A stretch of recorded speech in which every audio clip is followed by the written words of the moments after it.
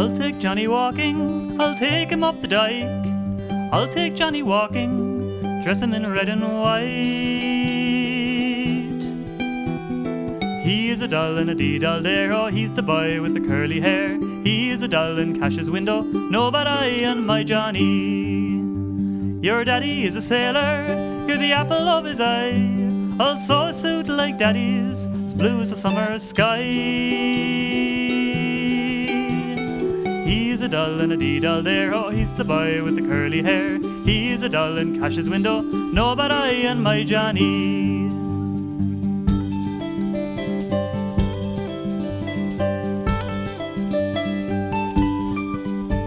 I met with Kitty Mahoney in the cold quay yesterday. She said you were me Daza, with eyes like Haji Bay.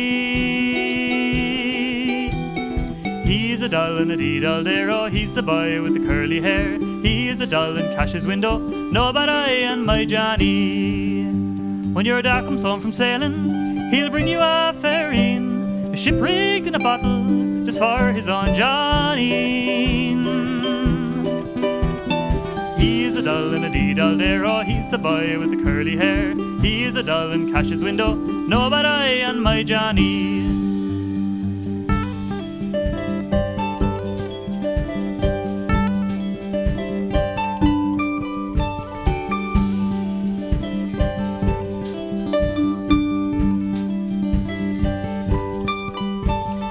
Ups and order Johnny, lame sus giddy on ray. Your Shakalin Giobalook, August Ter Shadousaleh. He is a doll and a dee-doll there, oh, he's the boy with the curly hair. He is a doll in Cash's window, no bad eye on my Johnny. I'll buy my baby stockings, I'll buy my baby shoes, I'll buy my baby stockings and send her off to school. He is a doll and a dee-doll there, oh, he's the boy with the curly hair. He is a doll in Cash's window, no bad eye on my Johnny. He is a doll and a dee-doll there, oh, he's the boy with the curly hair. He is a doll in Cash's window, no bad eye on my Johnny, no bad eye on my Johnny.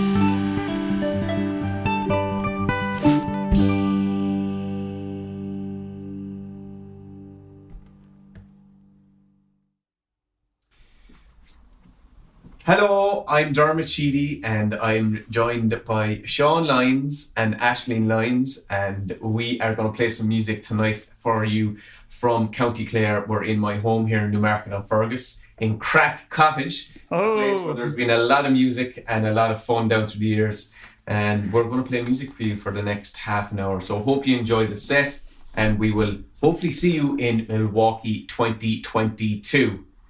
Leave you over to Sean Lyons. So, that first song was a lovely song called The Doll in Cash's Window, which I learnt from a great Cork singer and songwriter and song collector named Jimmy Crowley. And we're going to continue now in the spirit of welcoming you to the gig with a song called Welcome Poor Paddy Home.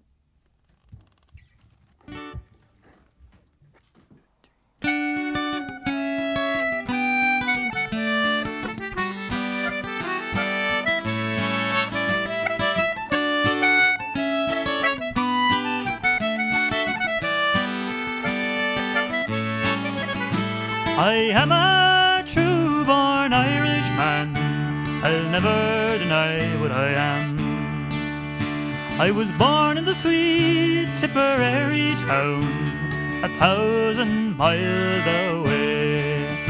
Hooray, me boys, hooray. No more do I wish for to roam, for the sun it will shine in the harvest time, and welcome poor Paddy home. For the girls they are gay and they're frisky, they'll take you by the hand, saying, Jimmy McCree, won't you come with me and welcome poor Paddy home. Hooray, me boys, hooray. No more do I wish for to roam, for the sun it will shine in the harvest time, and welcome poor Paddy home.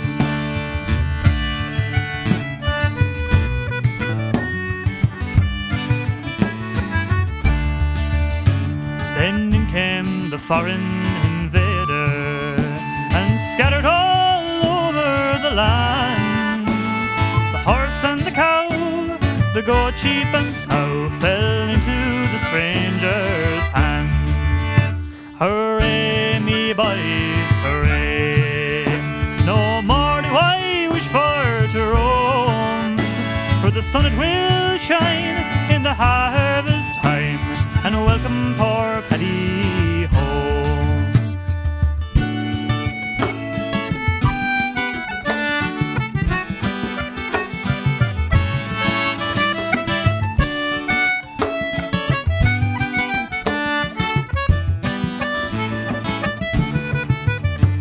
The Scotsman can boast of the thistle, and England can boast of the rose, but Paddy he boasts of the Emerald Isle, where the green little shamrock grows. Hooray, me boys, hooray! No more do I wish for to roam, for the sun it will shine in the harvest time and welcome poor Paddy home. Hooray, me boys, hooray! No more do I wish for to roam, for the sun it will shine in the harvest time and welcome poor Paddy home. For the sun it will shine in the harvest time and welcome poor Paddy home.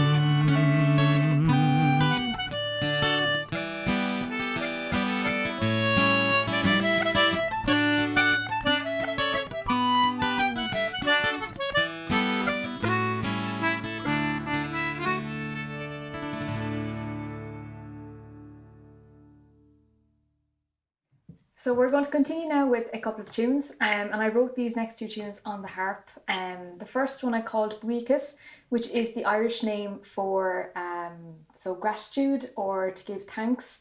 And the second one is a tune I wrote for my friend Martha Guiney, and actually I went over to Milwaukee in 2018 and as a partnership with the University of Limerick. And Martha was supposed to travel with me and she broke her leg before we were to travel. So I wrote this tune for her and it is a hop jig. So this is Martha's hop jig.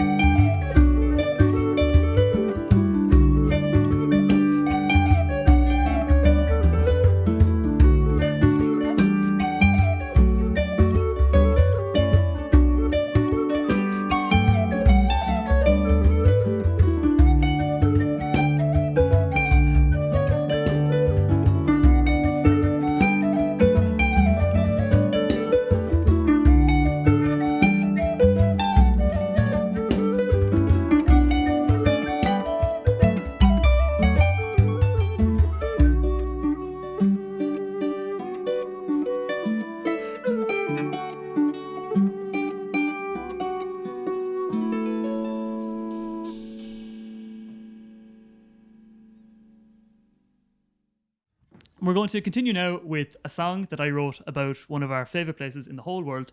This is called Cruising Round Dublin, which I wrote about Dublin in West Clare. So I hope you enjoy. Okay, here we go.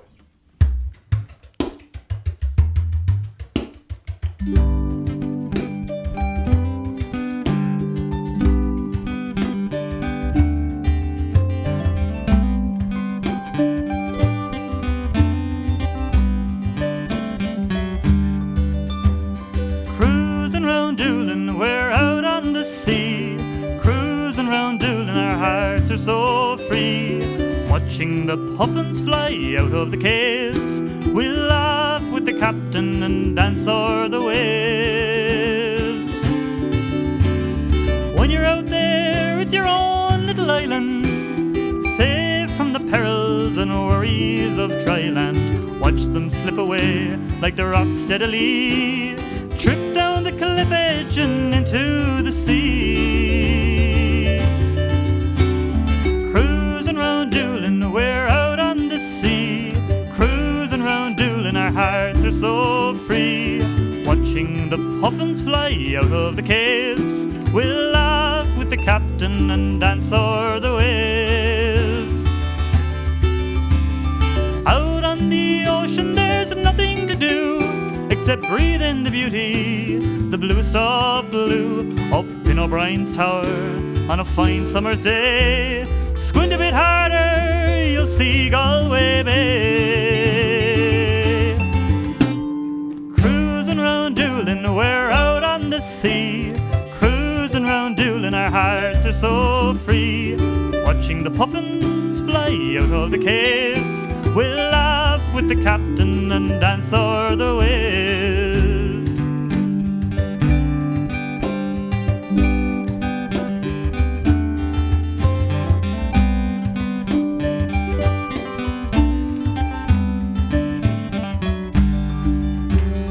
Feeling at one with the whole human race as the keen wind of history blows in your face. This view of the cliffs is a sight you'll remember. Don't you wish you could stay here forever? Cruising round Dublin, we're out on the sea. Cruising round Dublin, our hearts are so free. Watching the puffins fly out of the caves, we'll laugh with the captain and dance o'er the waves. Cruising round Dublin, we're out on the sea. Cruising round Dublin, our hearts are so free. Watching the puffins fly out of the caves, we'll laugh with the captain and dance o'er the waves. We'll laugh with the captain and dance o'er the waves. We'll laugh with the captain and dance o'er the waves.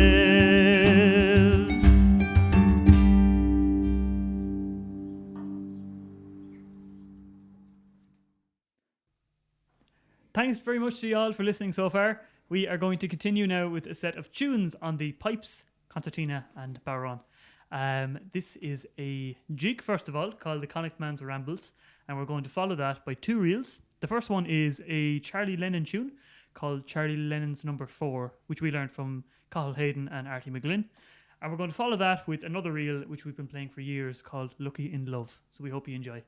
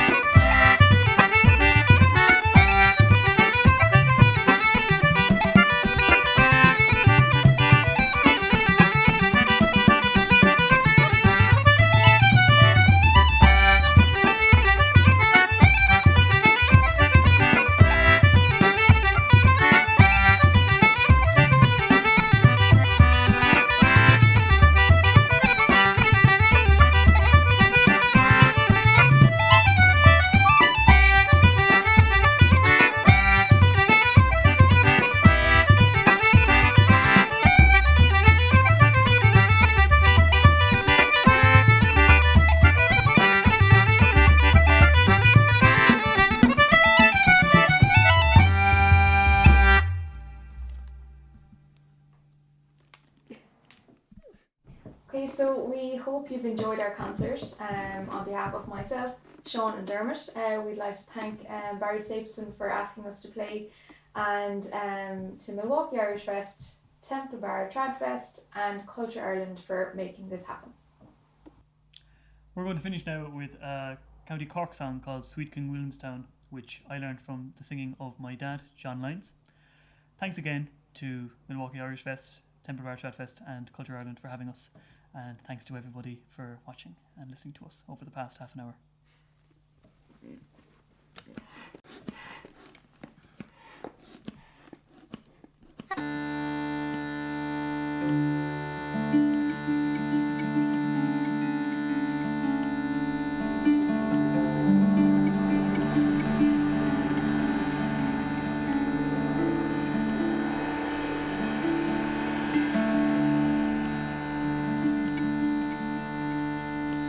My bonny bark flies light and free across the raging foam. It takes me far from Inish to seek a foreign home. A lonely exile driven neath misfortune's cruel frown. Far from my home and the friends I leave in sweet King William's town. While here upon the deck I stand and view the surging foam, kind thoughts arise all in my mind of friends I'll ne'er see more, of happy hours and childhood days, how fast the tears roll down when I think of home and the friends I leave in sweet King William's town.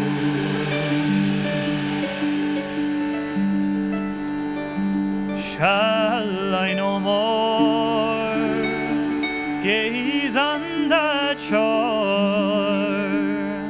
or view those mountains high, or stroll along Blackwater side, as when first I was a boy, or view the sun or knock the bowl, light up the heather brown, before she flings her farewell beams o'er sweet King William's town.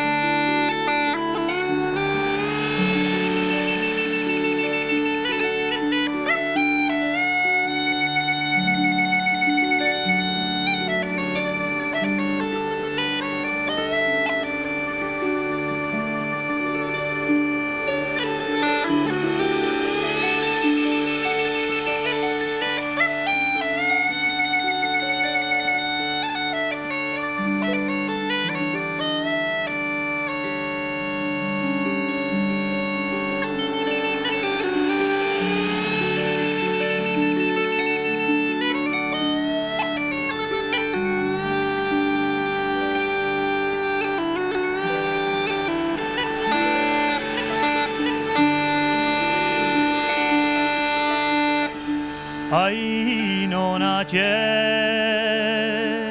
but I fondly hope where'er my footsteps roam, for cherished greatly in my mind are thoughts of love and home. Though fair is the land on which I stand, as night comes gently down, may God be with you, Ireland,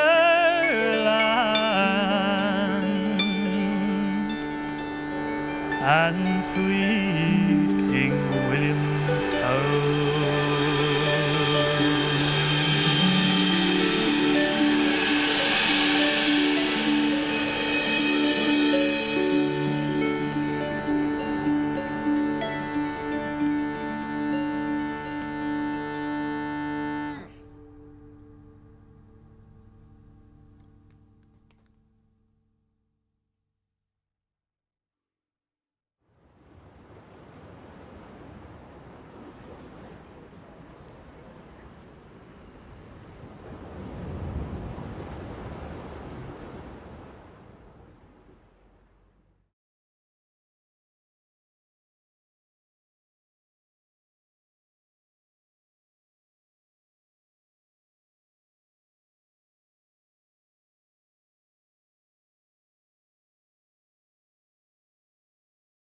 Hey guys, we are the Remedy Club and we are delighted to be playing the Milwaukee Irish Festival. And thank you so much for joining us here in County Wicklow. Hope you enjoy.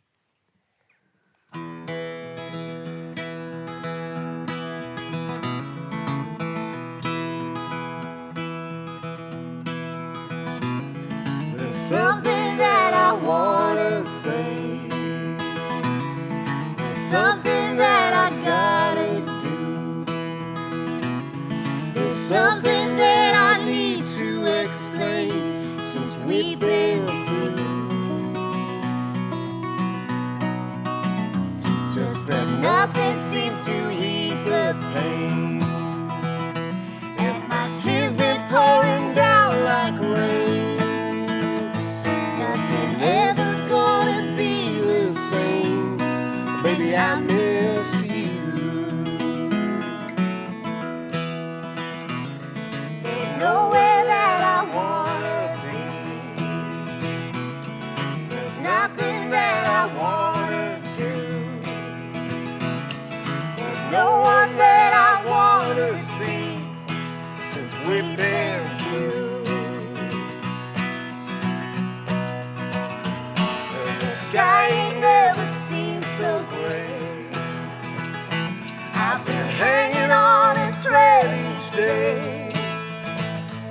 Even got down on my knees to pray. But baby, I miss you. And as time flies by like a bird in the sky, I gotta move on. But no matter how hard I try, one thing I just can't deny, that the situation's out of control. Never thought a man could get this low. Well, it's rock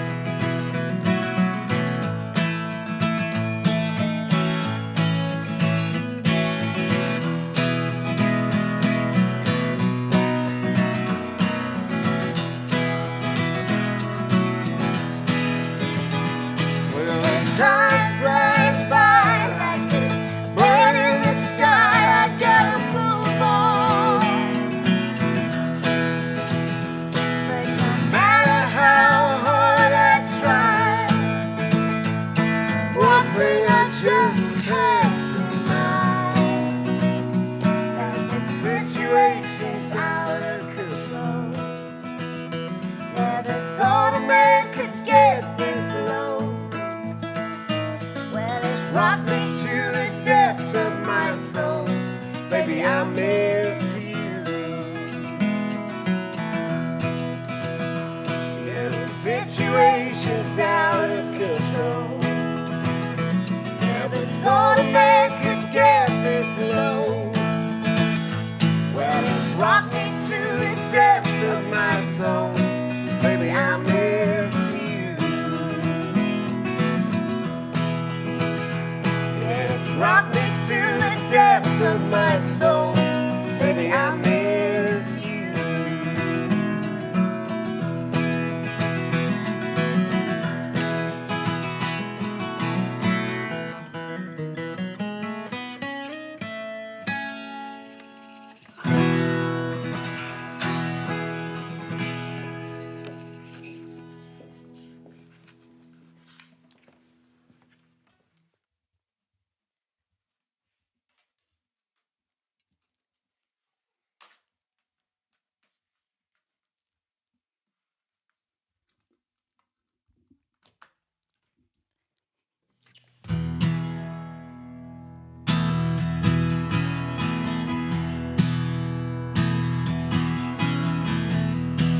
I've read the books, I've done the time, dug deep down in this heart of mine, trying to find comfort any place I can.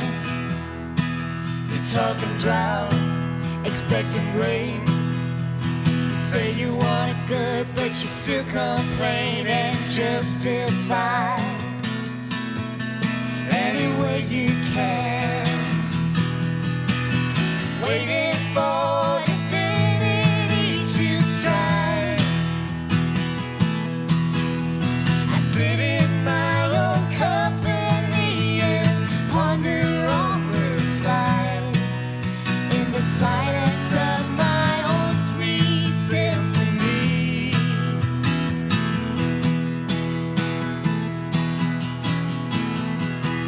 You're looking for that sweet thing now to make you feel brand new somehow. You gotta find that brand new feeling, let it come to you.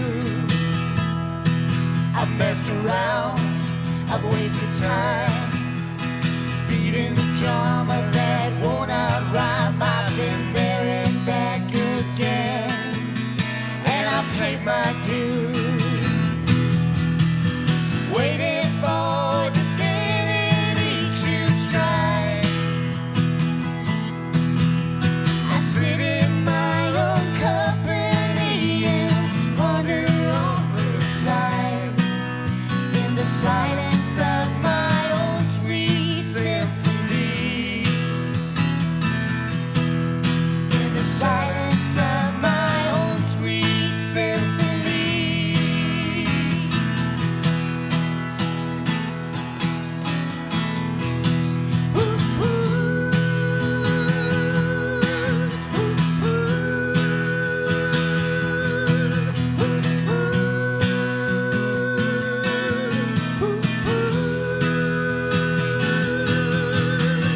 Waiting for infinity to strike.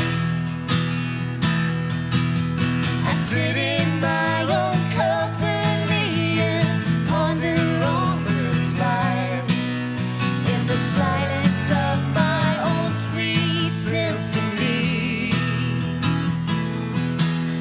In the silence of my own sweet symphony.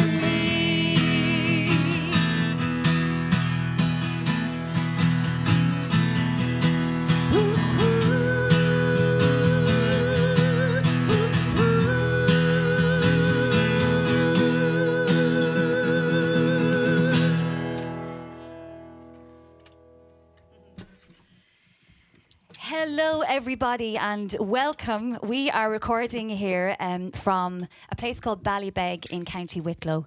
And this place is very special to us because we actually got married here quite a few years ago now. And actually our daughter had her naming ceremony here as well. So we keep coming back to do any photo shoots and any chance we get, basically, we keep coming back here to Ballybeg.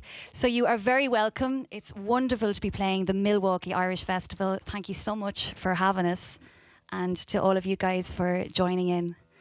We're going to play a song from, that last song was from our current album called True Hand, True Heart, and this is the title track of that album.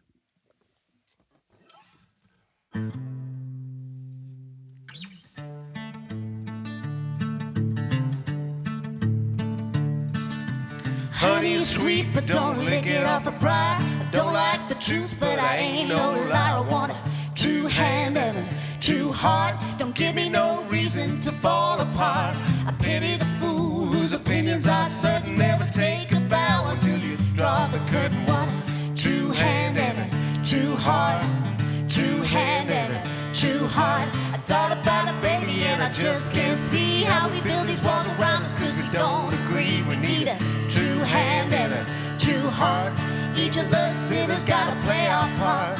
The world's a stage and we're all on a rehearse. Gotta keep it moving forward and not in reverse. We need a true hand and a true heart. True hand and a true heart.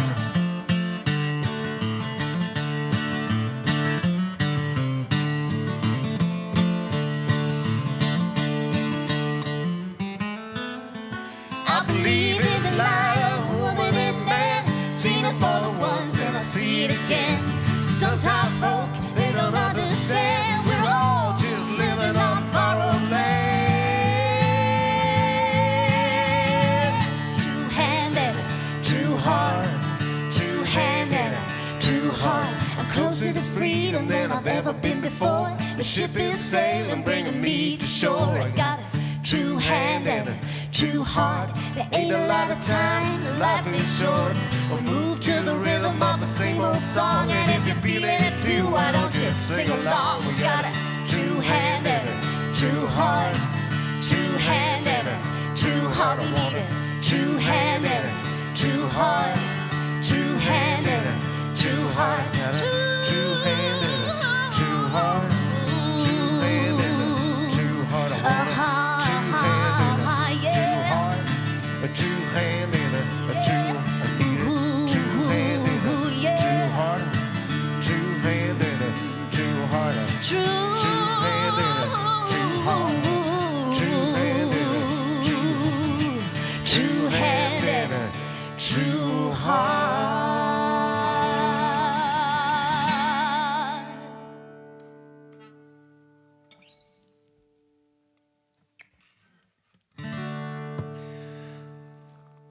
Whiskey's got me passed out on the floor. Looks like we got ourselves a situation. I guess I lost count after 4, maybe more. I was searching for some new sensation. Ooh, I made ashes of my dreams, but I can't mix in fire and gasoline. I burned down all my bridges, Lord, yeah. I burned through everything, smoked it all to smithereens. I lost everything, it seems, mixing fire and gasoline.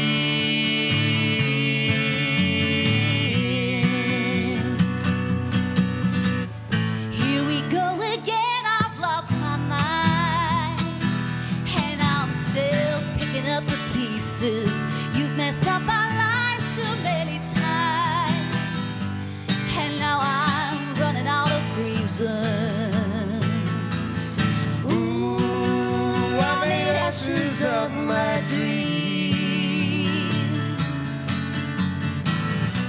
but I can't mix in fire and gasoline. I burned down all my bridges, Lord, yeah. I burned through everything, smoked it all to smithereens. I lost everything, it seems, mixing fire and gasoline.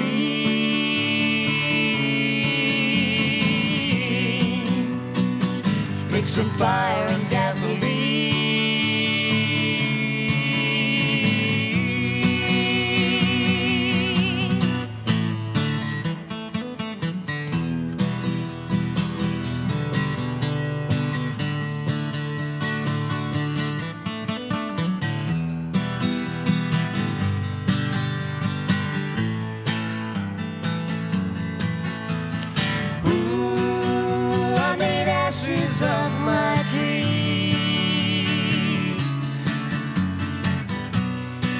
working, mixing fire and gasoline.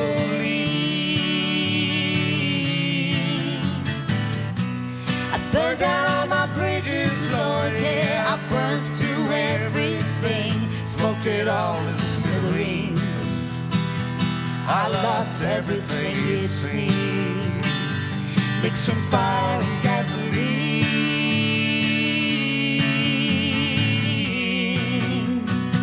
mixing fire and gasoline,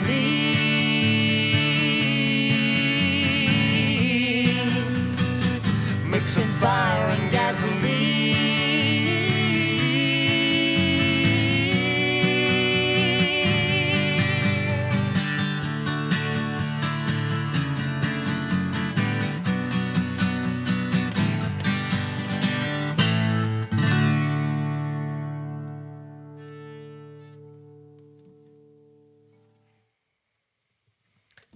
Thank you, folks. Appreciate it.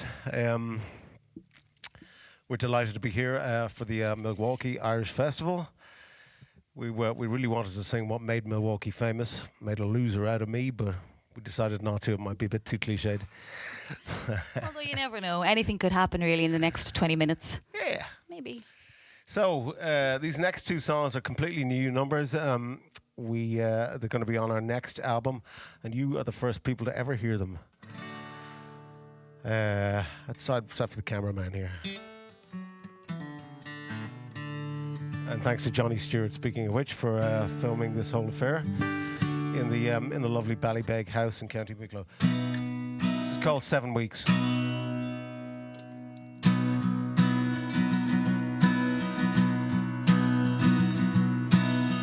7 weeks, it ain't no crime. Couldn't say we took our time. Closed our eyes and took a chance together. Tiny rooms, no space between us. Nobody ever would believe us. Ready for the good times and whatever. Headed down the open road. We took the long way home, off the beaten track. To the great unknown, never looking back.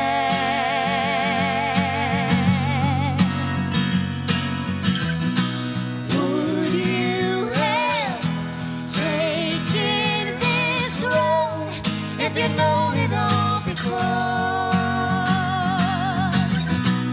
Would you have taken it back if you knew what lay in store?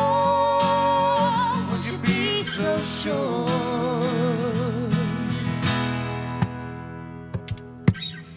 Days are never long enough. When I fall, you pick me up. Firecracker in this stormy weather. All around the winds they sigh. Shooting stars in amber sky. You said I made your life a little better. The old ghosts of the past, they were never made to last. We lay them down to rest. Theories that hold fast, we'll put them to the test.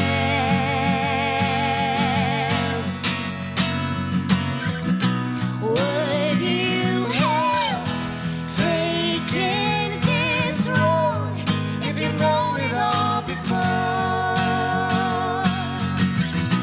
Would you have taken it back if you knew what lay in store? Would you be so sure? Would you be so sure?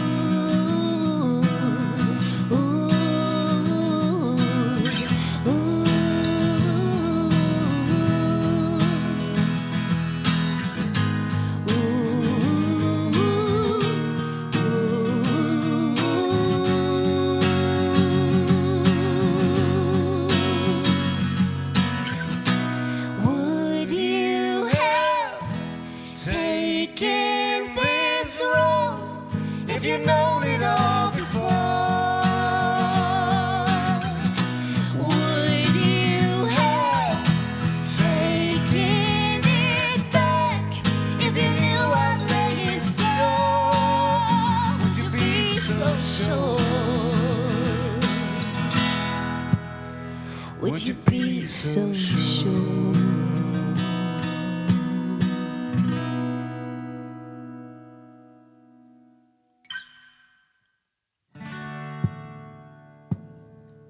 Has it been hard, to say the least?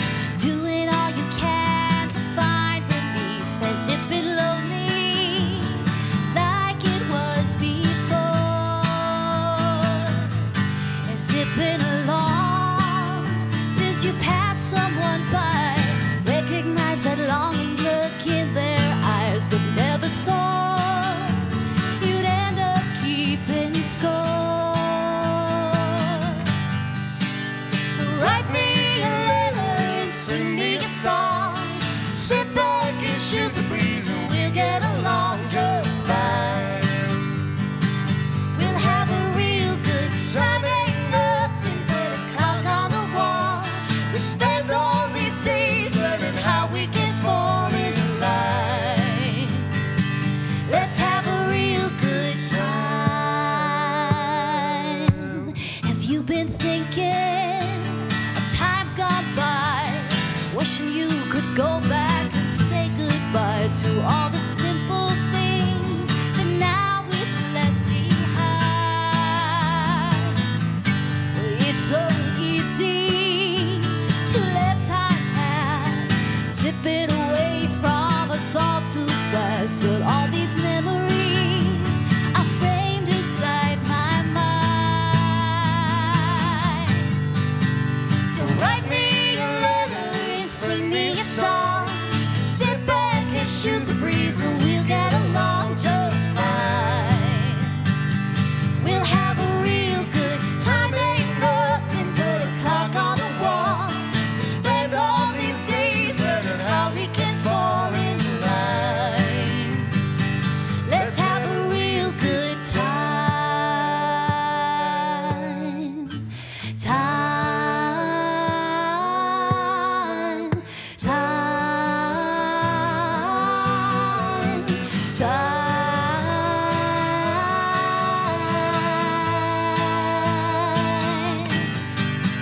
So write me a letter and sing me a song. Sit back and shoot the breeze and we'll get along just fine. We'll have a real good time, ain't nothing but a clock on the wall. We spent all these days learning how we can fall in line. Let's have a real good time. Time.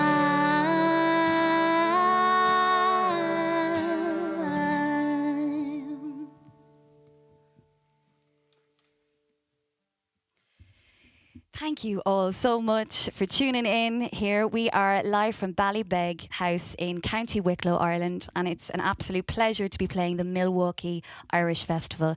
And those last two tracks were brand new tracks that have never been recorded or heard anywhere else in the world. This is the very first time we've ever performed those. And hopefully it won't be the last, depending really on how we go. So we're going to do something Irish now. We're actually going to do a cover of a Thin Lizzy song. And this track we recorded a while back in Orphan Studios in Wexford in Ireland. And it's now available. It's actually literally out. I think it's today. So it's available on all the platforms to do check it out. We're also trying to raise some funds for cancer research. So all the information is there on the remedyclub.ie. This is Wild One.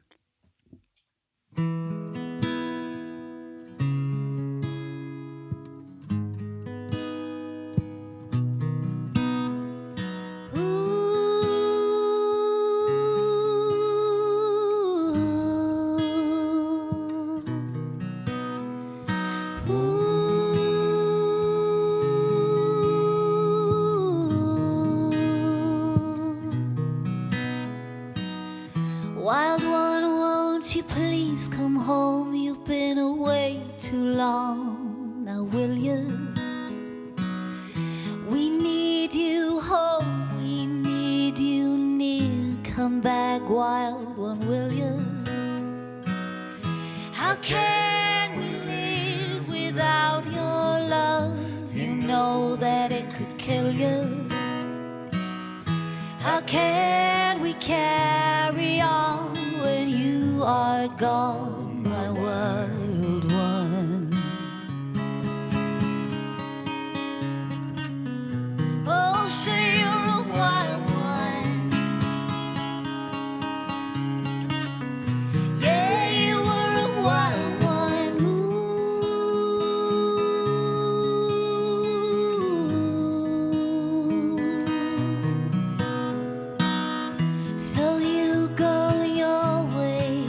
wild one, I'll try and follow.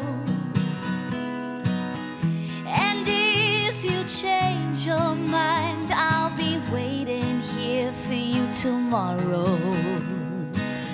For I would beg for you, I would steal and I would borrow. I'd do anything at all to end this sorrow.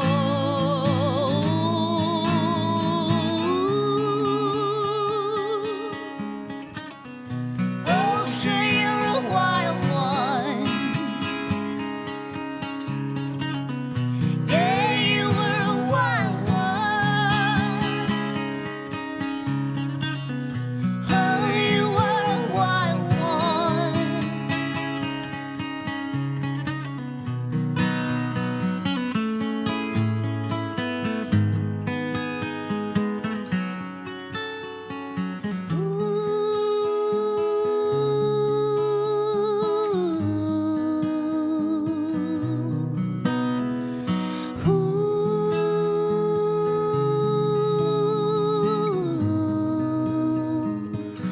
You were a wild one.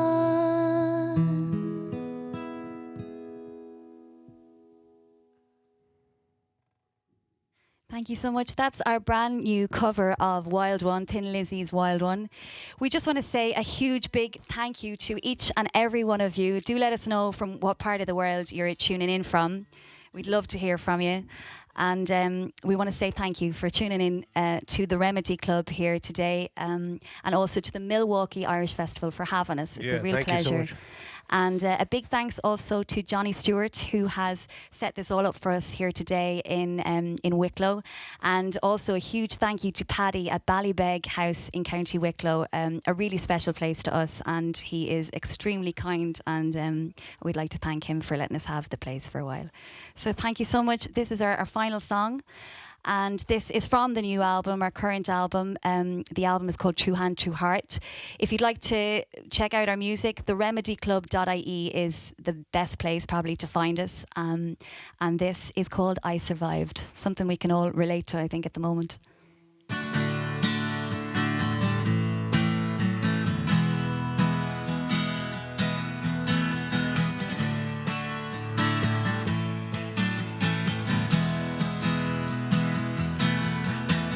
I've been down some rocky roads, carrying some heavy loads. I've been pulled down from way on high, lost count of the tears I cried, and I was born this way.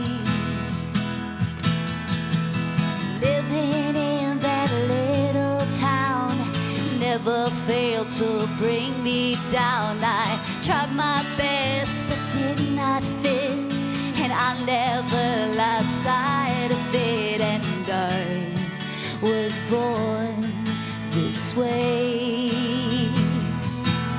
And I think it's safe to say I survived again. Yeah, I've forgiven these unholy sins.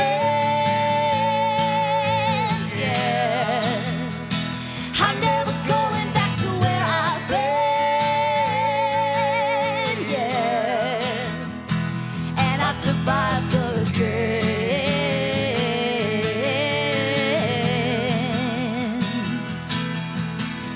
All those folks who looked at me, they couldn't feel what I could see. Maybe she'll settle down someday, get a real job, we can only pray. But I was born this way, and I think it's safe to say I survived again.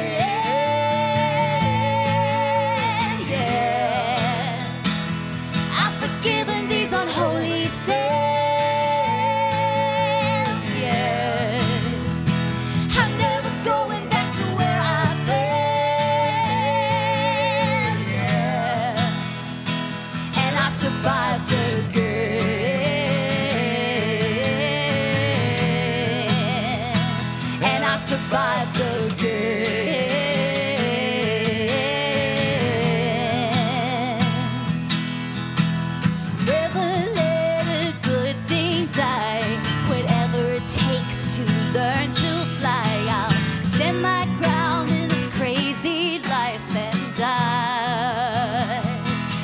survive the game.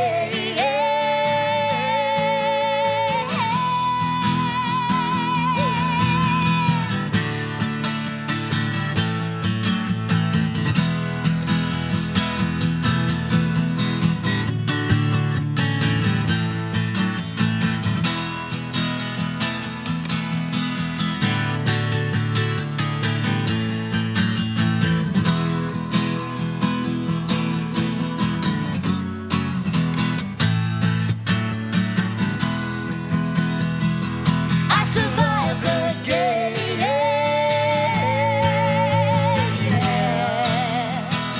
I've forgiven these unholy sins.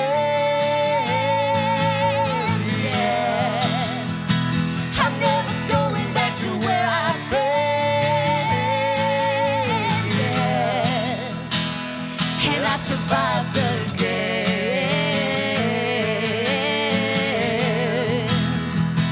And I survived the game.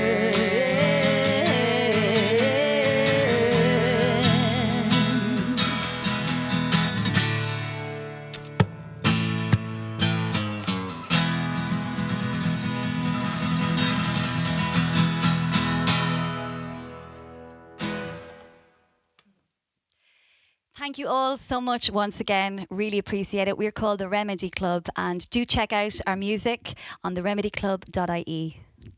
Thank you.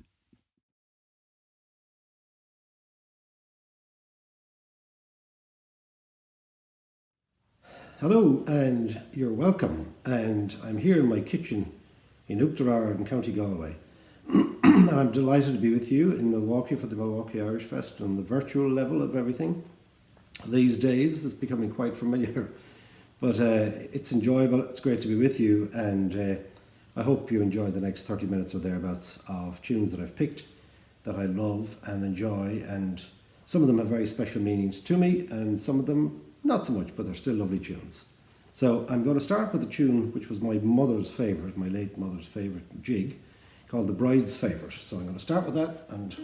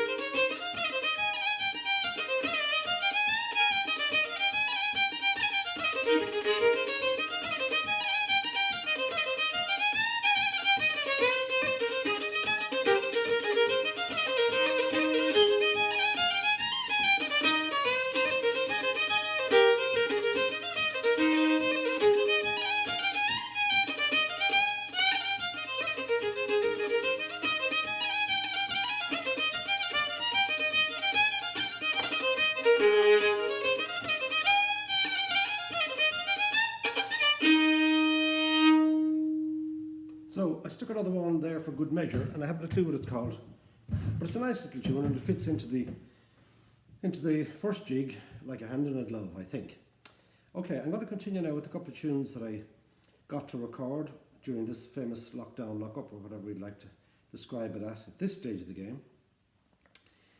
I was fortunate to meet a great young keyboard player called Catherine McHugh recently, and she's a phenomenal player, and she's actually appearing on the album with me, as well as George Grosso, who's a great bouzouki player from Santa Cruz in California, but now living in Galway. But anyway, there's a couple of reels that I'd like to play for you now. The first one I learned from the playing of, I learned it from the playing of a man called Micheál O'Halloran, better known as Mick Allen, from Dublin, now living on Inisheer in the Aran Islands.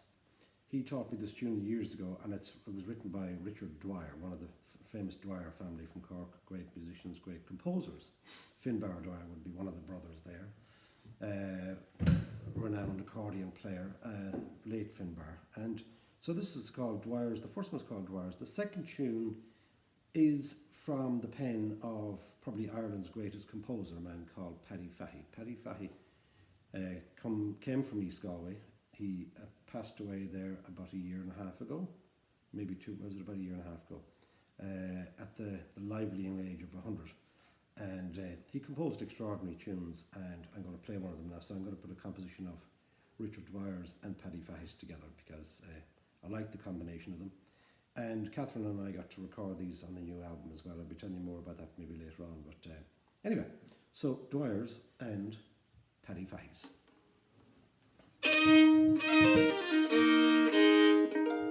The first one's usually played in G, but I'm playing it in D. But having said that, my fiddle's tuned up a half tone, so you wouldn't know where you'd be going with me, I can tell you that much.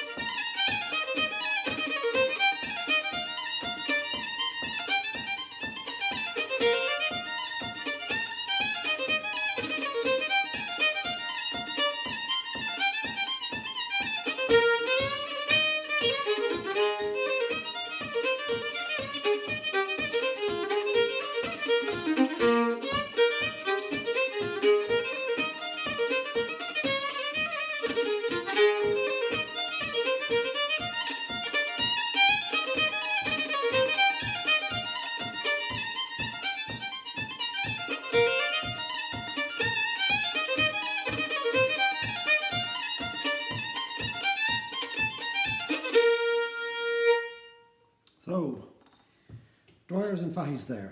Let me think now what I'll do next for you. I'm going to play a couple of hornpipes. These are sweet little hornpipes in the key of G, and I think the second one is called the Derry hornpipe.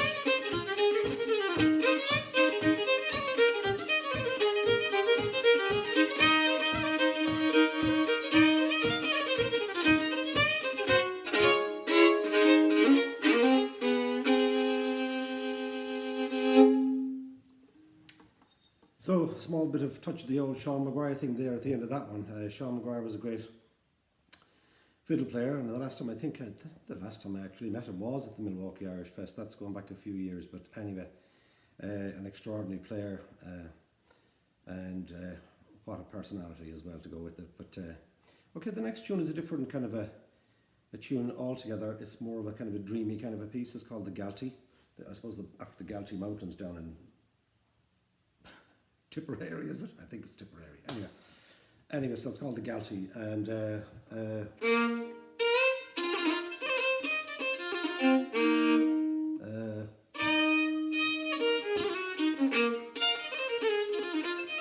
oh yeah.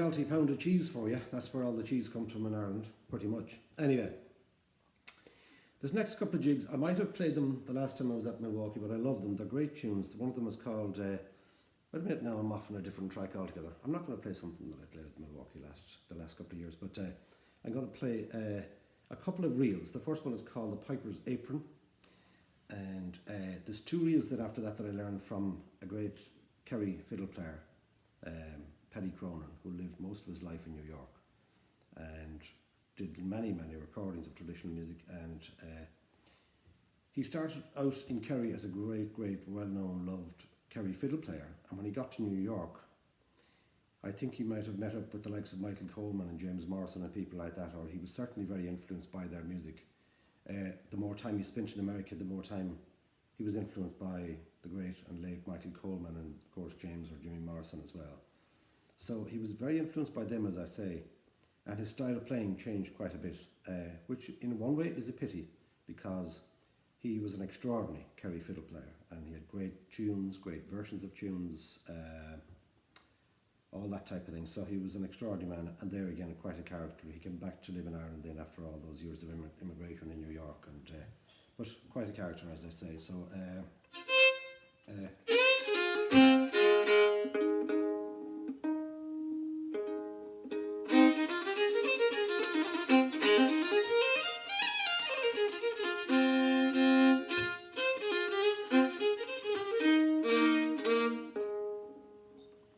it was in tune when I bought it. I'm sure you heard that one before.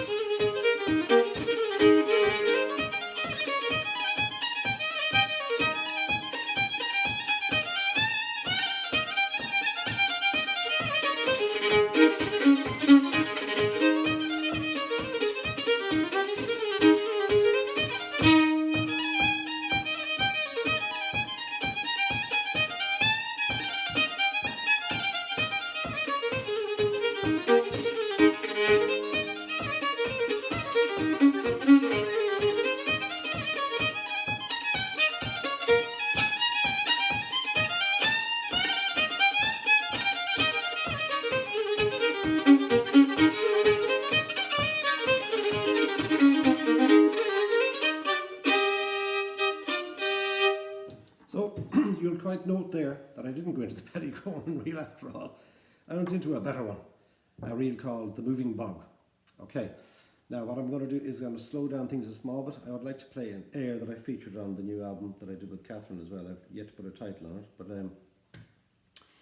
the title of this particular air is Boule of Vogue, and I'm sure you know a lot of Irish history and particularly that song, Boule of Vogue. If you haven't seen the words of that song, or if you don't already know the words, it's worth reading, first of all, and worth hearing somebody singing it as well. It's just a beautiful piece, but it's one of my father's favourite airs, one of the airs that he actually taught me when I started playing the fiddle when I was about 8 or 9 or maybe it might have been 10 when I started. But anyway, he started me with a couple of slow airs, and this is one of them. So I recorded it recently on the album, and so I'd like to play it for you now. And I won't drag it out too long because, you know, I don't want to lose my audience, you know. Please stick around another while. I'm not quite finished yet.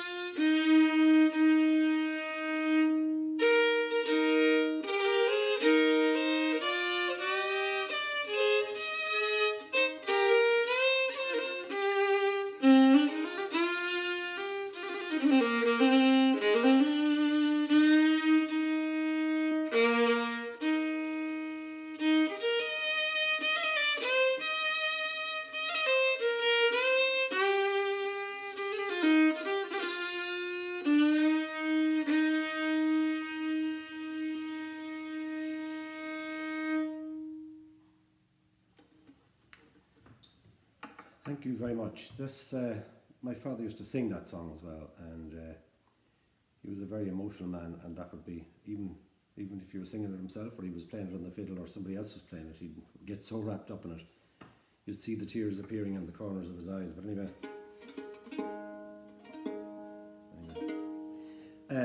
Right, the next thing I'm going to do is remember the great Joe Burke. Joe Burke passed away there a few months back, and Ireland, indeed the world, isn't the same ever since. Joe was a real friend of mine. I met him, I think, when I was about 17, and that's not today or yesterday. But he became a huge influence on me, and a great friend over the years, and quite a character. I've met him in many a place, New York, San Francisco, Kilnadima in County Galway, and here, there and everywhere, different festivals of flag shows and stuff like that, you know. But what a gentleman. And of course, the sad part about his passing at this time was that we weren't able to give him a royal send-off that he deserved, because he was a very giving person. He was he was a great teacher, and I really believed in passing on the tradition to the young people. And of course, he's got a huge flock of students from all over Ireland, really, who came to visit him every week for years and years and years, you know, and kept on that particular style of accordion playing as well. You know, he's a huge loss. He's a huge loss, and I must say I was quite broken-hearted after his departure, as was how many others. Good Lord. And the funeral that he would have had would have gone on for days, I'd say. But anyway, so the great Joe Burke. I learned these tunes from a recording that I heard him on years ago. The first tune was called Lord MacDonald. And Lord MacDonald is very well known in the old-timey and bluegrass tradition in America as well, to my knowledge. And as far as I remember, I recorded this tune with what's his name down in Nashville? I'll think about it in a minute. Anyway, a great banjo player, Errol Scruggs.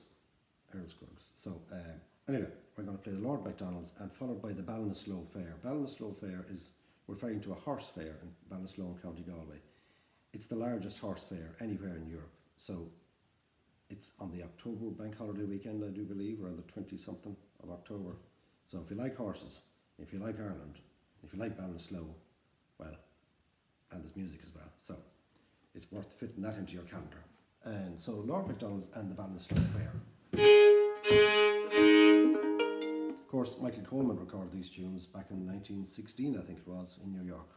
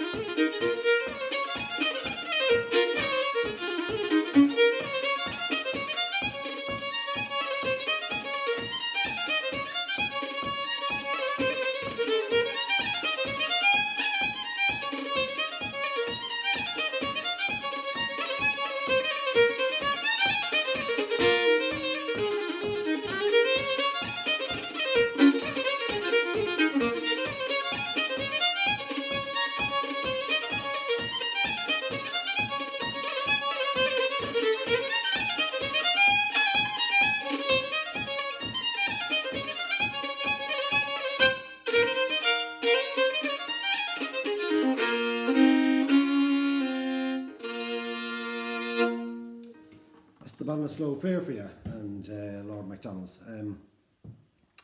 I'd like to play a couple of jigs. There's a lovely one called The Ladies' Pantalettes. It's a great tune, and if you ever get the chance to go to the Willie Clancy Week in Miltown Abbey, which of course I'm sure you have, many of you, if not all of you, and it's a jig you'll hear all the time.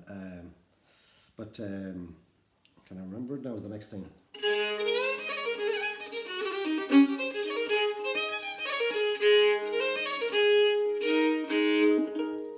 Put something else on after that as well while I'm at it. Probably a couple of Donegal tunes, The Green Fields of Ross Bay and Toss the Feathers. And thanks very much for being with me today and this evening. And it's great to be here. And in the words of Keith Richards, it's great to be anywhere. And how right he is about that.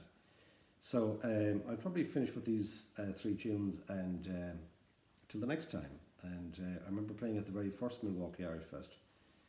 Oh, that was some occasion and some weekend, and it was powerful. We always got very well taken care of by the Ward brothers, and you know, you couldn't fault them. Anyway, listen, thanks a million for being with me and being at the festival, virtual or otherwise. It's been a pleasure, and I'll wrap up with these tunes.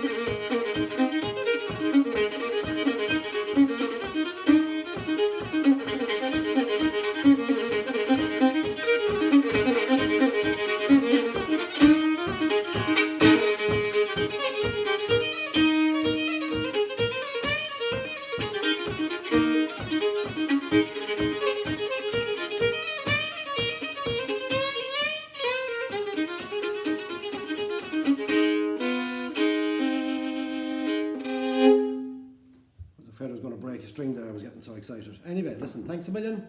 Till the next time. Bye-bye.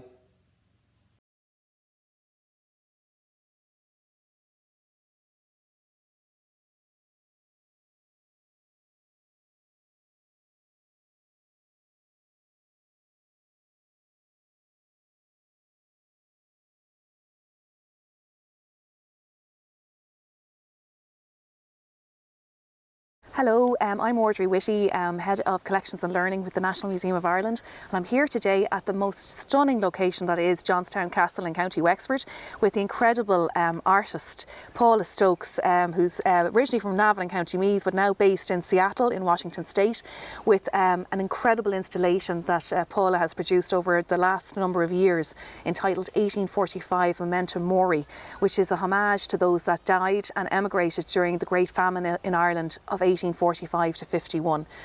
Paula, could you tell us a bit about how the whole genesis of the idea that is Memento Mori first formed and why you decided to do it? Absolutely. Well, it's a long shaggy dog story. It goes back about 16 years ago when I first made what I would consider a keepsake, some keepsakes of what it means to be Irish. I was living in America at that point almost 16 years, and I was on this threshold of knowing that I was probably never going to move back to Ireland. I was getting married and I was setting down roots. And that summer, right before I got married, I had access to a glass-blown studio, these amazing mentors of mine, Flora Mace and Joy Kirkpatrick, and they let me use their studio, and I felt this pressure to create something, but I didn't really know what it was I wanted to do. So I just essentially worked on my own. I made these little glass potatoes, for me would be a symbol of Ireland. Mm-hmm. And also I love potatoes, just to be honest as well. Who doesn't? Exactly. So I made a handful of them, and I made them in clear glass. I sandblasted them, and then I just put them into a box. Essentially, like I planted them in the basement, and they stayed there for about 15 years. And I didn't really have a vision. I was busy working, teaching, working for other artists, just being busy, as most artists are. They usually have several jobs, and then you try to carve out some time for your own space. Exactly. But that's the reality of not just a visual artist, but musicians and all different types of people who work in creative arts. So fast forward to what now would be 3 years ago, I revisited the idea. I had shown the potatoes to some friends of mine who are also artists, and they kept saying, these are amazing. Like, the objects themselves are really beautiful. They're just, you want to touch them, they're like very voluptuous, and there's something really kind of very simple about them, but also very just very intimate and alluring. And they said to me, Paula, you need to do something big with these, and I knew in my mind, I was kind of ruminating, and it takes that long to percolate ideas, which I think is important for people to know as well. You see a finished thing, but it can actually sometimes take years in the making, not just the physical making, but the idea of allowing an idea and a concept to develop. But I knew in my mind that if I was going to do something with it, and I knew it was definitely the potato that's iconic with Ireland, famine, there would have to be something very visually dramatic and quite large, and I knew it would be a huge undertaking, because I had an idea in my mind that it would be an installation that would be kind of overwhelming to behold. So that was kind of, 3 years ago, I kind of said, okay, maybe I can do this. There was a tipping point where I committed to it, and I will have to cite this because I think it's really important, because there are so many influences externally to me of other artists who are in my life, and other things that are going on in the world at that time. And one being, I came home to Ireland 4 years ago. It was actually at the National Museum of Ireland, an exhibition that you helped facilitate with the artist Roisin de Butler and Caution Fragile, which is, again, I have to just give a shout out to that because people should know about it. And Caution Fragile was a collaboration spearheaded by Roisin de Butler, who is an amazing Irish artist, a storyteller, everything. Like, she's kind of like, she can sing, she can dance, she can do the whole gamut. But she spearheaded this project that was a celebration of Irish glassmaking tradition of Waterford, which now has kind of gone into decline. But she wanted to celebrate the skill and the heritage that was Irish glassmaking, and look to the future and kind of think, okay, this model no longer exists, but there's all this talent, and that was what Caution Fragile, and that's not doing it justice necessarily. There's a much better couple of paragraphs. But you were instrumental in making sure that Caution Fragile tradition in transition went to the Museum of Glass in Tacoma. Exactly. So, you know, the There was a connection. unselfishness of that is remarkable. Yeah. You know, in terms of your help with the Irish diaspora, in terms of, you know, art and glass going to the United States. A lot of that Absolutely. is down to you, Paula Stokes. Thank you very much. Well, I have been a big connector in the States with the Irish glass through you and through Roisin and Kevin O'Dwyer. There's a Caroline Madden. There are some amazing people who are here in Ireland who are kind of keeping the fires going, but also this kind of looking out and this connectivity internationally with the community. So, as you said, yes, the show premiered in America, and I was very instrumental in helping facilitate that to a degree and helping Roisin. Then the show came to Ireland. This is, again, the show came to Ireland, and this was a huge deal for her. I mean, and the artists she worked with as well, who were craftsmen from Waterford. So I came home. I flew home to Ireland for the opening because there was no way I wasn't. 2018. 2018, so it is 3 years ago. Exactly. And so I came home with my husband, and that in itself, that's a whole other story. Brilliant, like absolutely breathtaking, phenomenal. And I'd love to see that seen in some other museums as well. A big plug for Roisin. But at the same time, but I think what really drew me to her work and that project was this celebration of Irishness and Irish heritage. And as an immigrant living in America, you know, as any immigrant, you don't have to be Irish. When you move to America, you try to adapt into that society and, you know, kind of, you know, fit in. And even though we speak the same language, English, you know, there's cultural differences that even to this day, you know, you can't ever breach them. And how do you retain your identity as an Irish person or an immigrant living abroad, but also fit into the society and be assimilated? So that was something that was really important to me as I lived in America longer. That I was like, I'm never going to go back, but I'm so Irish. It's in my DNA. It's who I am. And it's something I'm very, very proud of. And maybe something I was never really aware of when I was living in Ireland, because you just take it for granted. Yes. And it's only when you walk away or gone. So that was a big thing for me. That was why I was so drawn to her work and the authenticity of it. And at the same time as her exhibition opening, another amazing exhibition premiered at Dublin Castle called Coming Home, which was a famine exhibition with famine art. That, the Museum of the Great Hunger. The Museum of Great Hunger in Quinnipiac in Connecticut. And I went there and I actually saw that there was a place for art, not just like the big monumental sculpture that you will see often, these amazing monuments. More intimate pieces. Very intimate. And of course there was very little visual depictions of the famine during the famine, because how do you even create that? How do you even express that? Because it's so horrifying. And there were prints and whatnot. And then in the 20th century, yes, more painters, etc. But then I kind of registered that there is some place where I could fit into this equation. And not that I'm trying to fit into anywhere, but there's a place for it. And that was kind of it. And then I got this fantastic opportunity to do an artist residence in Kilreelig in County Kerry.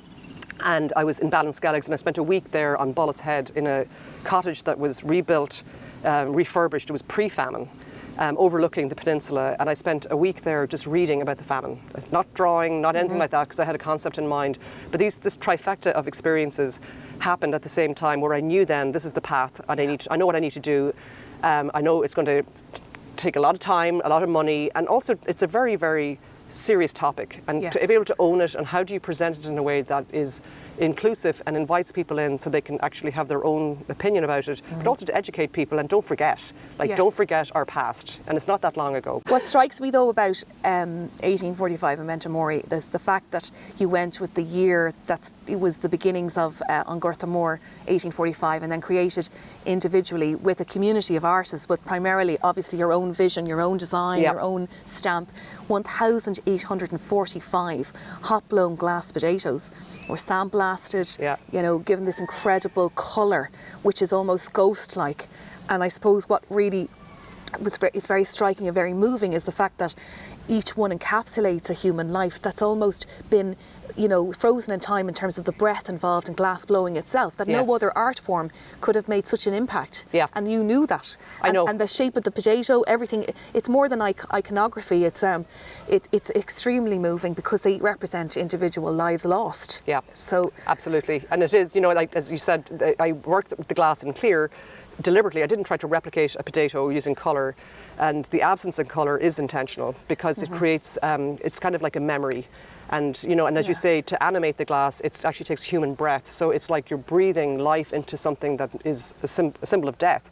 And then the potatoes themselves, you know, their form is, as I said, really beautiful, very organic. And these little dimples that are in there, are really accentuated by the sandblasting, but they also, sometimes there's an abstraction where you can look at them from afar and they actually kind of look like skulls. And I've had people say that they reminded them of the catacombs, and I hope this is not like insulting to you. I was like, no, because you start to see the humanity within that, in the forms themselves.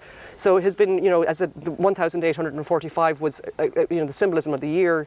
To title the exhibition, it is a bit of a mouthful. Memento mori, meaning remember we must die, but a memento mori also is an object that people often would had, a lock of hair in a locket, or something that is a memory or a souvenir of something in the past.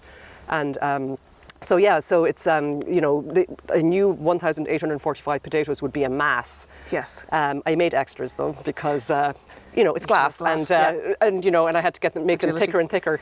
And when you speak about community, when I started working on the project, I worked with one other. First of all, I worked on my own. I actually blew, which is very unusual in glass blowing, to blow on your own, because you usually need an assistant. But I just needed to start in a very private way, where I didn't have to entertain or explain to somebody else. Yes. This is the unique thing about glassmaking in teams, especially hot glass, is that it's not just about you. You have to be able to communicate with your team, and everybody has to be on board. Sometimes non-verbally. Yeah, exactly. And it's just like, it's not a private act. It's not like painting in your studio. So there's this community, and it can be exhausting as well. But it's also, but then the flip side is it's this amazing opportunity to work with other people's energy and their own take. So I started on my own. Then I worked with one other glassblower artist, Morgan, and I could make 60 in a day, and I was like, this is going to take me till eternity. And there was a tipping point as well within that, where an artist who is an amazing sculptor, Karen Willenbrink, reached out to me via Facebook, because I was posting stuff, and she sent me a message and said, Paula, can I make some of your potatoes in my studio, and I want them, give them as a gift to you, as I'm commemorating my ancestors who moved to Ohio in the 1840s, and this is my way of. So then that gave me the shivers, and I was like, okay, this is a bigger story than me, and it's not just about my vision, because it isn't. It's not my unique story, because it's a shared experience. And you don't have to be Irish, like 100% Irish. You could be generationally Irish. Yeah. And so then at that point, I was like, let's kick it up a notch. And I started hiring other glassblowers, artists in my community, and 6 of us would work at a time, and we would just make 200 in a day. So it became this beautiful, and it wasn't just the glassblowers. Then people were like, I can't blow glass, but I want to come and bring you food, because I want to see what you're up to. And and they would do like drive-bys and drop off food and hang out, and the simplicity of it. It's incredible. But it was also very complicated. So it's become this big journey, and it has had this ripple effect, where I'm in the middle of it, but then there's all these other players, and I love that, because I love this expression in Irish, Ní Nártca Chur le Chéile. There's no strength without unity, and I think this exemplifies that, how I've gotten this far. Absolutely. And I couldn't have done it without people's help. So, but the other thing that's extremely striking, and I know this is in the catalogue, which is obviously going to accompany its tour throughout Ireland. Obviously, it's been in Strokestown already, in County Roscommon, the National Famine Museum here, obviously in this stunning Johnstown Castle in County Wexford, and they'll then travel over to the National Museum Country Life in Turlock Park in County Mayo, and obviously, and before that in Omagh, the Ulster American Folk Park in Omagh in Northern Ireland, in County Tyrone. Fantastic, exactly, and then on to Mayo. So pardon me, got the old sequence right there, or wrong. But what strikes me very much so about Memento Mori is the fact it's so, I suppose I know I've said this before, but it strikes me as very archaeological in terms of its form, and the cairn in Irish prehistory. It's just so important in terms of the megalithic monuments that were produced all over this island, whether it be Brúna Bóinne, right beside where you grew up in Navan and County Meath, or Carramore, Carrowkeel and Sligo in the northwest. These are world important UNESCO World Heritage Sites of incredible significance in terms of the Irish psyche, because they have been on our landscape for thousands of years. In the case of Newgrange, since 3200 BC. So my belief is that through maybe psychogeography, and I know you are really interested in this as a topic, that it has seeped into your psyche, having been raised in the area of Brúna Bóinne in the Boyne Valley, and that it was no accident that you went with that formation for each of the individual potatoes in terms of the glass forms, and how collectively they were to be displayed as a monument. And the fact that those monuments in prehistory were monuments to the dead is a remarkable kind of parallel. I don't know whether you agree with that, or no, whether I completely I'm off agree on a with tangent. it. No, I totally agree with it. And it's something, again, you only start then when sometimes you don't even know why you're doing things, and then it's only after you've done it then you go like, why did that happen?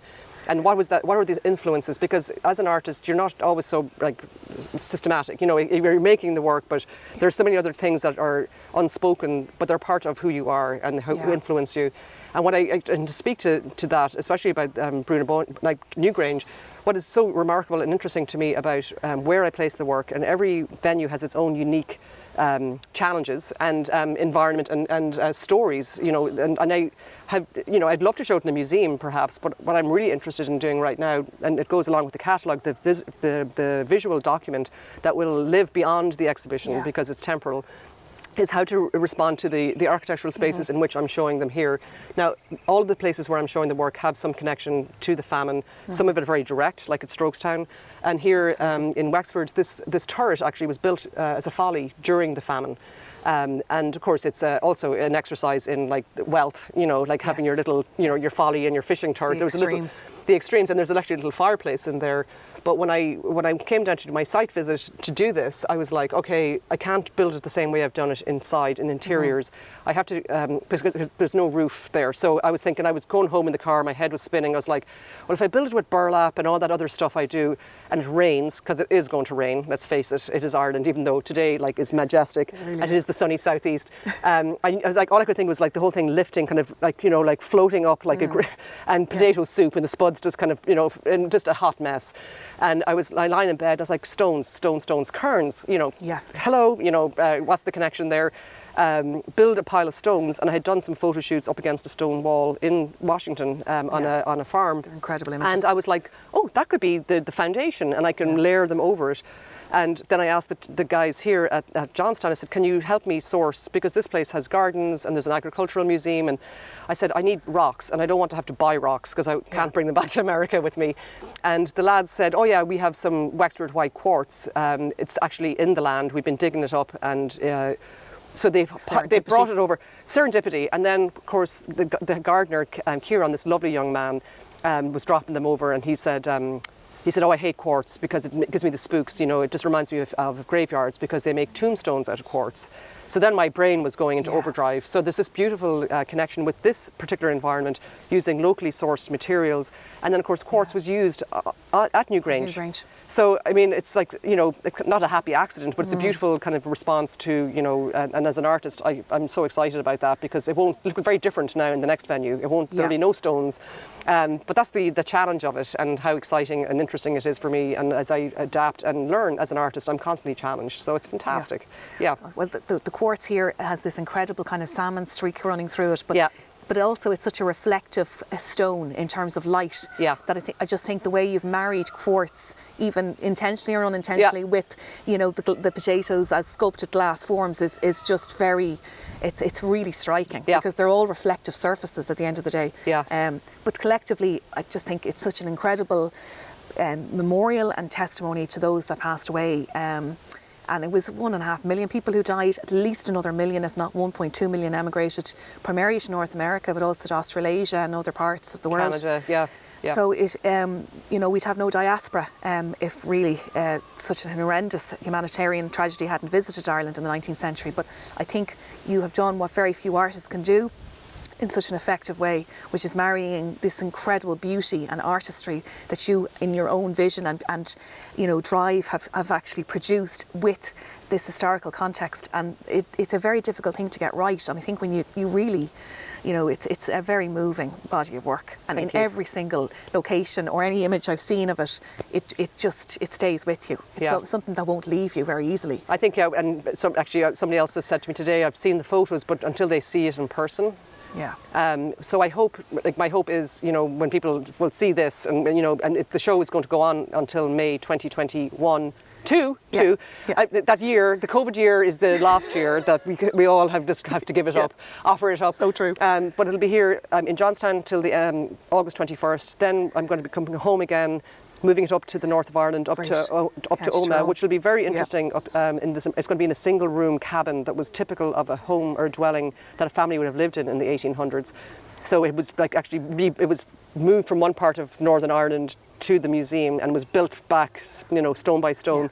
That's so fantastic. it's and the smell of peat in there, and it's just like, oh my God. And then of course it's Northern Ireland, which it's real context. Major context. And then of course it's going to one of your museums in Mayo later in the year, and that's I'm thrilled because it's going to be up there till the end of May. So no more back and forth, and it'll be in 6 Turlock months. House, and then I'm hoping maybe another venue might appear. If not, it's going to go back to the States, and it might travel to some more museums there, and ultimately, who knows.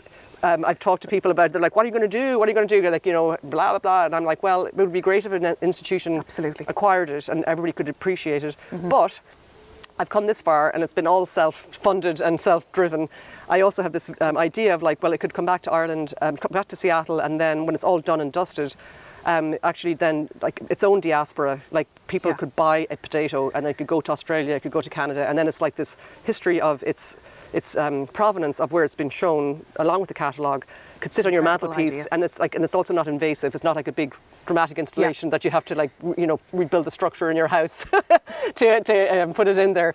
So that's just an idea, and some people are horrified by that. They're like, no, and I'm like, no, but that's life. Things are temporal, they're transient, and so that's kind of the message, I guess, at the end of the day. But also the message being, don't forget, and also learn from the past. And we're all, especially in America, we're all immigrants, unless you're a native, and and just try and remember that. Don't forget where you came from, and also apply some kindness and compassion to others. I think Ireland is very lucky to have you, Paula Stokes, and the west coast of the United States. And thank you so much for the vision in bringing this to fruition, and the tenacity that it takes to get this over the line in terms of a tour of what is ultimately the entire island of Ireland. Yes. That's a huge achievement. It is. By any stretch of the imagination, but to do that so far away in terms of the logistics certainly shows you the spirit of Irish America as well, which I think is very fitting for the Milwaukee Irish Festival. So thank you very much. Yeah, that'd be great. Come visit.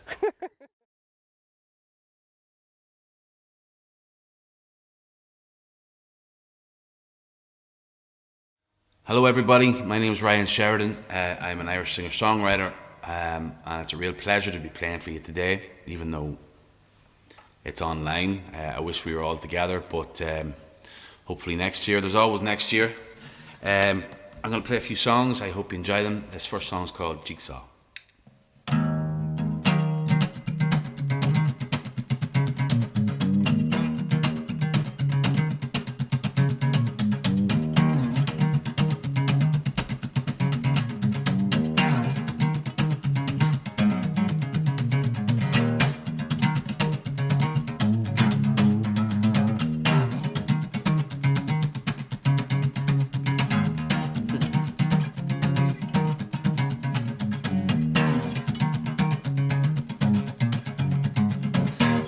My days away for what?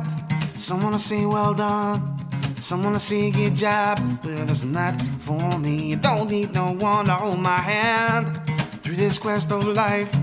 Say if I am wrong, or begrudge me if I'm right. But don't get me wrong at all, my friend. The knowledge is in my head, and these stories are far too long, but intriguing, my friend. But why don't you piece what you can say? That thing at the back of your mind, that thing that's hacking away every day and every night.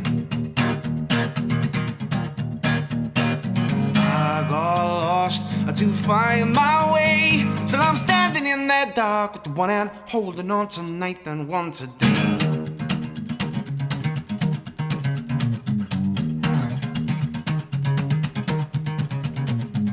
It's all to do with what you need, deal with what you want. Leave it in your den if you don't need it in your bag. But I've got the view to get me home, the means to get me there, the fire in my soul and the lighter in my hand. But I'll desecrate what I've been sold. Listen to myself, my one and only man, who can make me who I am. But you toss a coin and pick my path, to even out my odds, to a face that leaves me blind, so you can leave me in the cold.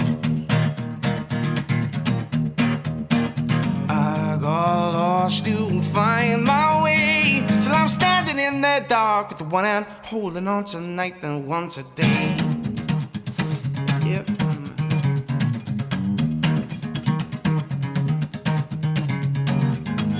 Slow walking, I take my time to reach the kind of slow talking. Only thing that slows me down from a fast thinking. Through the day I missed the way I was. I got lost to find my way till I'm standing in that dark with the one hand holding on tonight and one today.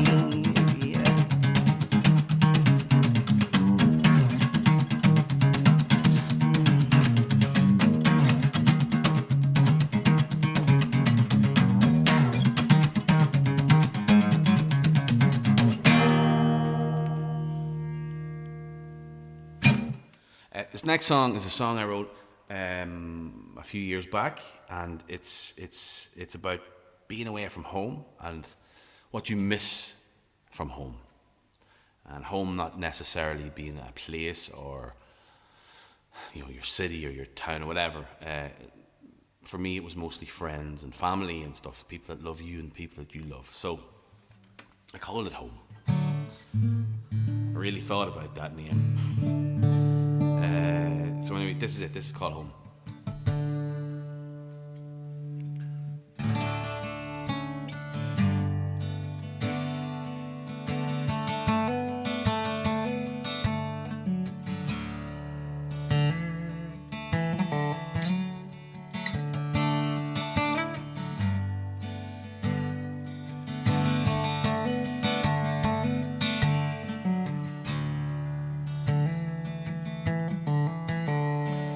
The sun goes down in a place that feels unknown.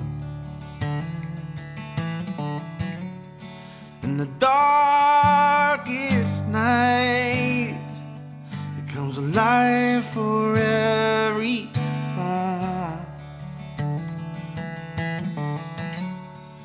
I take my time, I try to figure out what's wrong. I take a breath,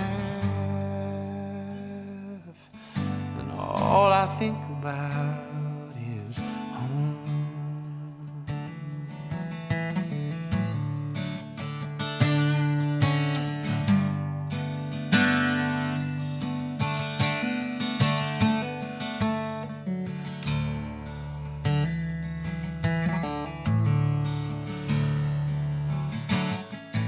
No one said it was easy on your own. We learn the hard way, it seems. Chasing dreams, running miles from where you're from. But to lift your feet off the ground.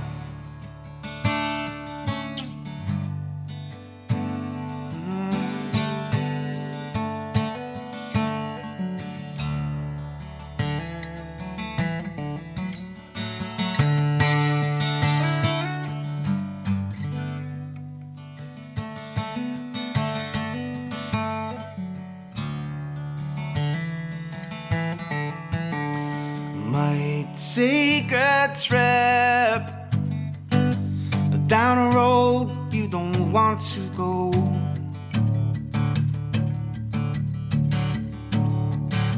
And try and fail at a chance that has come and gone.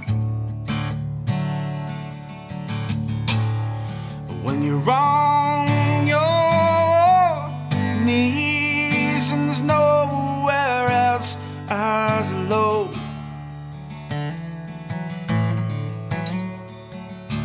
take a breath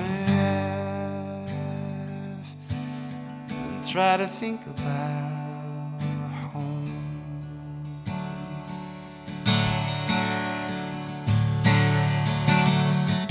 But no one said it was easy on your own. We learn the hard way, it seems. Chasing dreams, running miles from where you're from.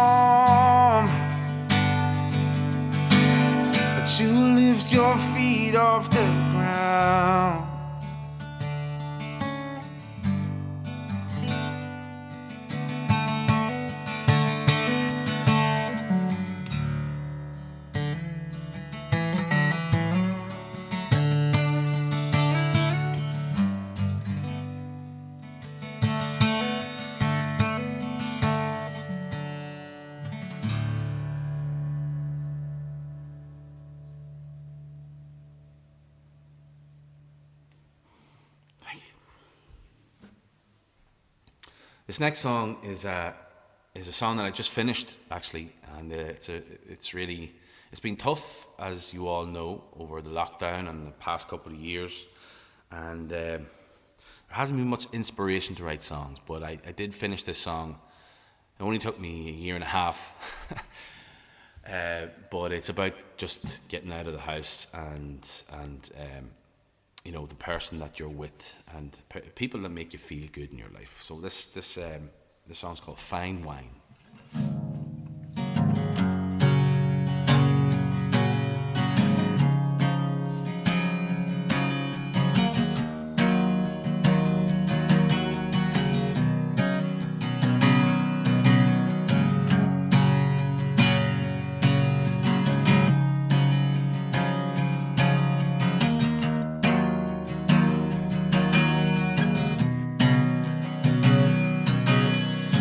Your bags and we'll hit the road. Don't know where we're going, but we gotta go. We've been hanging around this town for far too long. There's a place I know that I think you'd like. We can lose ourselves through the morning light and leave it all behind us when we're gone.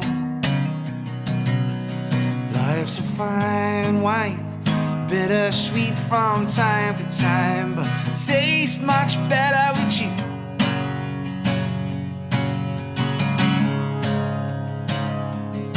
We can stay a little longer if it feels right. Talk about living up and getting by, laying down some roots in a place of our own. Like a high-speed train on a crooked track, we got our ups and downs that try to hold us back, but whatever comes our way, we'll take it on. Life's a fine wine, bittersweet from time to time, but tastes much better with you.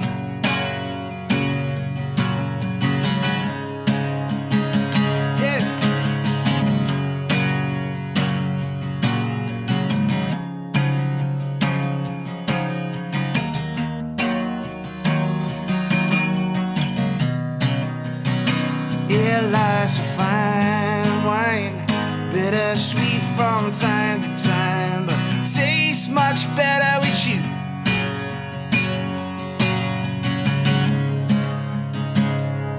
Then the band stands up and plays your favorite tune, and as you dance through the crowd, I just stare at you. 'Cause life's a fine wine, bittersweet from time to time, tastes much better with you. Yeah. Life's a fine wine, bittersweet from time to time, tastes much better with you.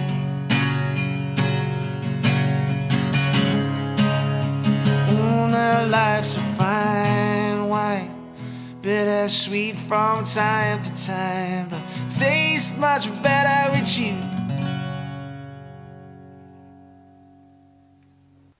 So I hope everybody is enjoying the online festival. I hope you're enjoying the set. You know, I've always wanted to play the Milwaukee Festival, and this year I'm playing to a camera. I really wish I was standing on stage playing to all you guys and we were having a few drinks and we were enjoying the sunshine, enjoying the music. Hopefully next year. But we just got to keep our heads up and keep going. In the meantime, I'm going to play another song, and it's called The Dreamer.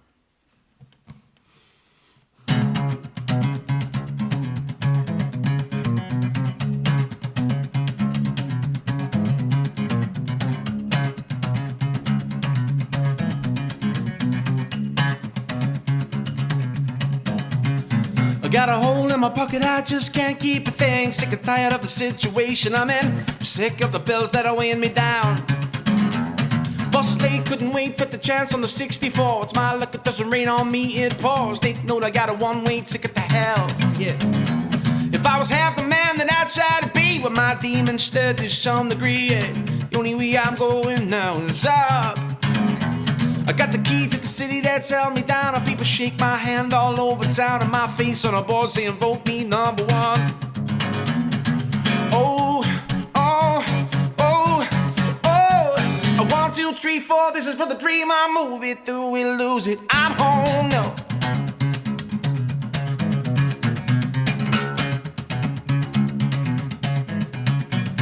Don't tell me money's nothing. Look around, can't get a job, and I work to live, but don't live to work. My head's all filled with yes I can, and my suitcase packed with my master plan, with my lucky penny swinging around my neck. If I was half the man that I try to be, with my demons stirred to some degree, yeah. The only way I'm going now is up. It's my time to shine on the picket line, and my letters big on my picket sign. Get your hands up, oh, oh, oh, oh. 1, 2, 3, 4, this is for the dream. I move it, do it, lose it, I'm home.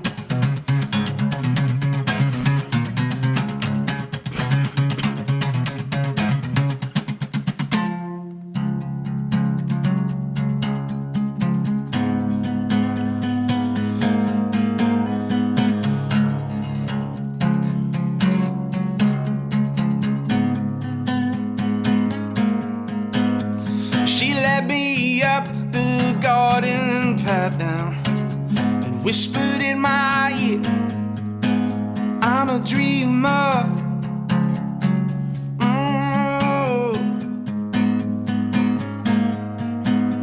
She led me up the garden path now. Whispered in my ear, oh, oh, oh, oh. 1, 2, 3, 4, this is for the dream. I move it, do it, lose it, I'm home, yeah.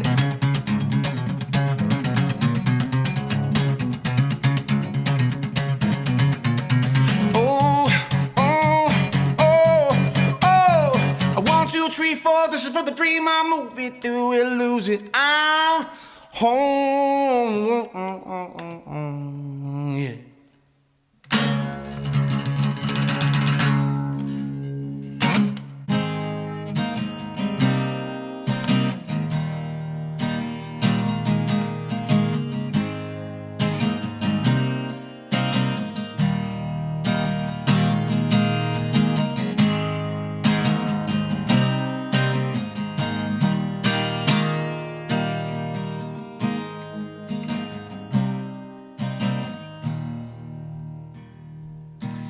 Time takes its toll, running around trying to find which way to go. Years have come and gone. You've been living in the days with your footsteps on the run. But this is where I wanna be, just me and you. I know life can weigh us down, but that's nothing new.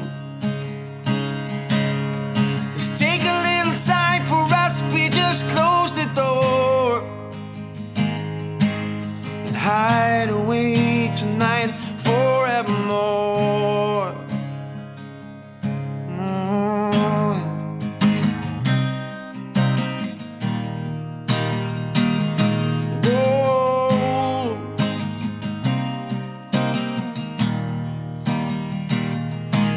Caught in the pouring rain. Oh, you're looking up to the sky, but who's to blame? We've walked for miles apart, just to find ourselves walking right back to the start. This is where I wanna be, just me and you. I know life can weigh us down, but that's nothing new. Let's take a little time for us, we just close the door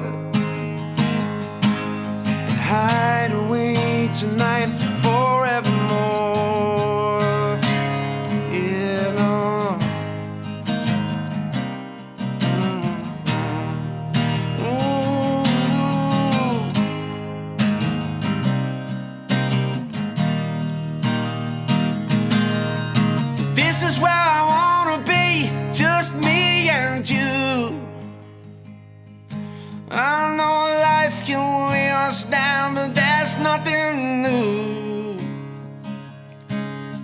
Just take a little time for us, we just close the door and hide away tonight forevermore, forevermore, forevermore.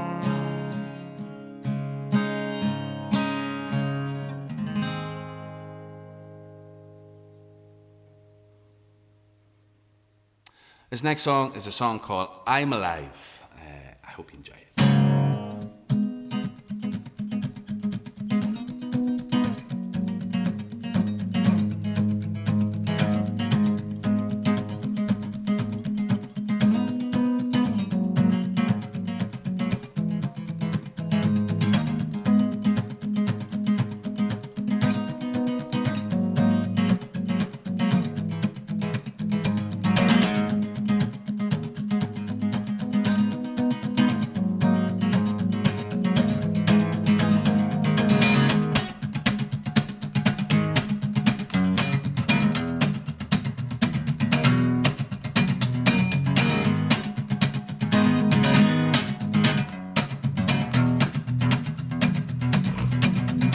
I've got the price in my hand of a ticket home, but I've worked from the morning till night. I could sleep on the street just to rest my bones. I haven't got the time. I never claimed that I knew any more than I do. I've kept my head down and ears on the street. I'm not a man that can talk my way to the top. I'd rather use my feet.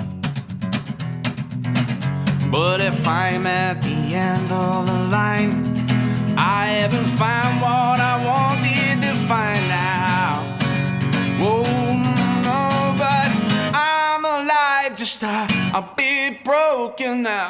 It's taking everything that's in me just to feel good. I'm alive, just a bit faded. The silver lining of a cloud is here to rescue me. And what's it got for you?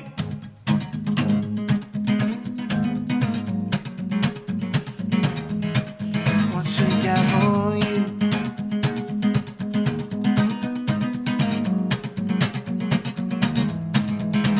Take your goodwill gesture, your broken words. Don't you patronize my shame.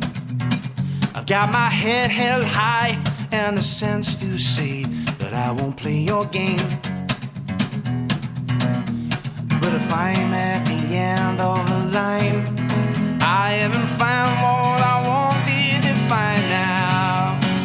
Whoa, whoa, but I'm alive, just a bit broken now. It's taking everything that's in me just to feel good. I'm alive, just a bit faded. The silver lining of a cloud is here to rescue me. What's it got for you?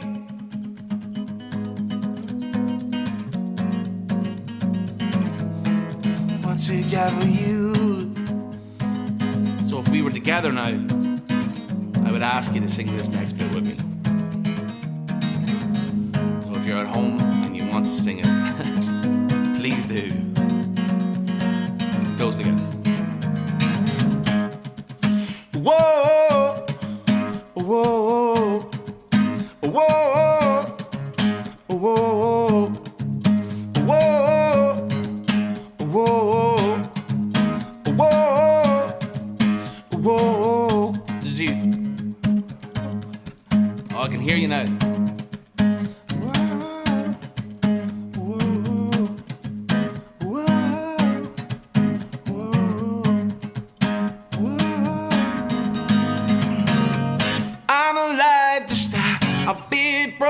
Now it's taking everything that's in me just to feel good. I'm alive, just a bit faded. The silver lining of a cloud is here to rescue me.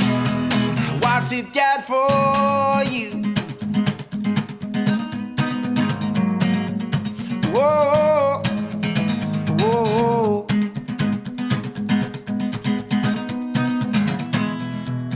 whoa.